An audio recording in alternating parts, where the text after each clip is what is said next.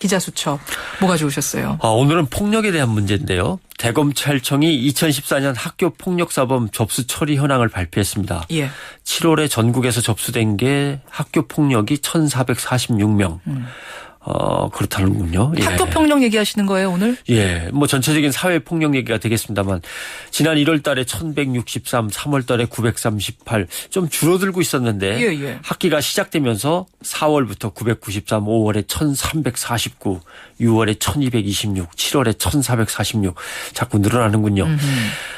중고등학교가 또 이번 주 18일에 이제 주로 개학들을 많이 했습니다. 예. 그래서 서울지방경찰청도 117이죠.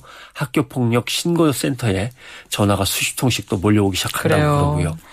어제 발표된 동국대 경찰행정학과 교수 한 분의 논문을 보면 소년원이나 교도소에 있는 소년 수용자들을 조사한 것 같습니다. 예. 600여 명을 대상으로 설문조사를 했는데 학교폭력 피해자 중에 73%가 중학교 다닐 때 이미 학교폭력에 의해서 피해를 입었다라고 얘기를 했답니다. 73.8%네요. 예, 초등학교 때가 28, 고등학교 때는 23, 중학교 때 73, 4 정도니까 중학교 때 폭력이 이제 집중적으로 시작이 되는군요. 근데 지금 제가 잠깐 희한한 걸 발견했는데 소년원 수용자 600명 대상으로 설문조사하셨다고 그랬죠. 예.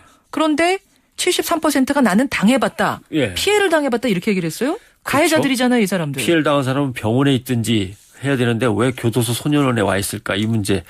그러니까 결국 학교 폭력에서 가해자도 피해자도 모두 일찍 치유하거나 바로잡지 못하면 성인이 되어서 범죄자가 되는 확률이 훨씬 높다라고 하는 겁니다. 결국 피해자가 가해자 되는 가해자가 피해자 되는 이런 시스템이다. 예. 돌고 돈다. 중학교 때 폭력을 가했던 사람은 역시 또 범죄자가 될 확률이 높고 피해를 당해본 사람조차도 결국 자기도 가해자가 될 확률이 높다. 이런 차원에서 보면은 군폭력이라는 걸 또 이해를 할 수 있는 거죠. 예.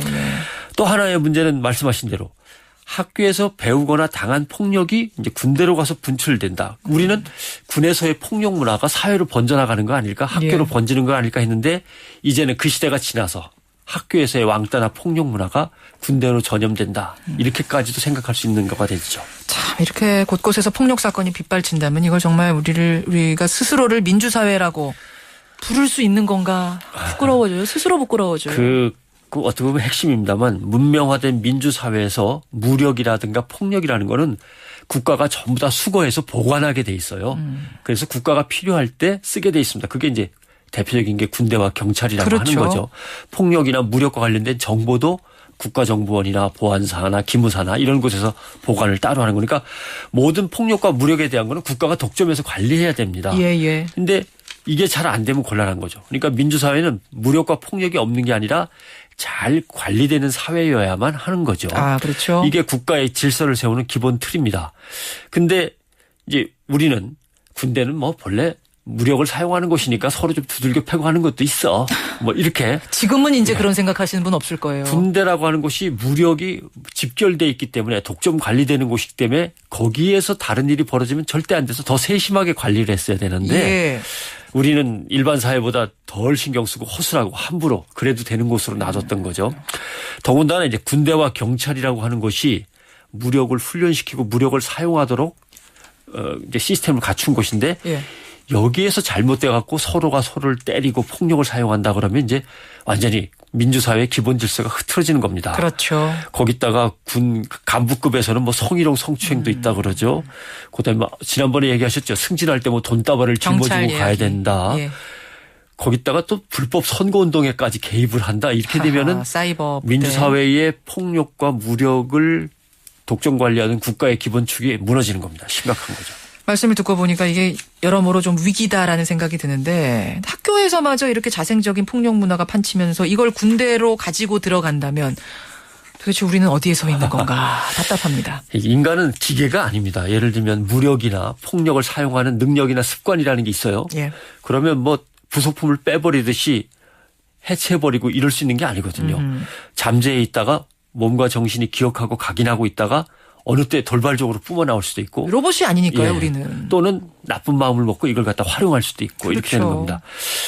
그러니까 결국 우리 사회는 제일 위험한 문제 중에 하나가 군이나 학교에서의 경험, 폭력 경험을 또는 무력의 경험을 일종의 정신적인 트라우마로 갖고 있어요. 이게 때로는 아랫사람에 대한 가학적인 폭력으로 또는 우발적으로 되살아날 때가 많습니다. 나의 피해가 가해로. 그렇습니다. 가정에서건 직장에서건 학교에서건 맞아요. 군대에서건. 근데 이게 사회 속에서 벌어지면 사실 폭력이라고 이제 욕을 먹습니다. 그러니까 이걸 뭐라고 치장하느냐 하면 남성성이야, 남자다움 뭐 이런 걸로 치장을 하면서 변명하며 살아가는 거죠. 그렇죠. 결국 사회 전체에 질적인 변화가 필요하다라고 하는 부분을 인식하시고 모든 폭력은 또는 모든 무력의 사용은 아주 극구자제돼야 한다는 걸 가정에서부터 자녀에게 또는 행할 때 나이 어린 사람들에게 모든 약한 사람들한테 행할 때 우리 민주 질서가 무너지고 있다는 생각을 하시면서 눈여겨보셔야 될 것 같습니다. 아이들 다룰 때요. 제일 빠른 방법이 그냥 때리는 거죠. 쉽다고 그러시면 안 되는 거죠. 주업해는 겁니다. 그런데 설득하고 이 작업이 훨씬 어려운 작업인데요. 그렇죠. 직장에서의 폭언도 마찬가지. 그 작업을 먼저 해 주셔야 된다는 말씀. 고맙습니다. 변상욱 대기자였습니다. 고맙습니다.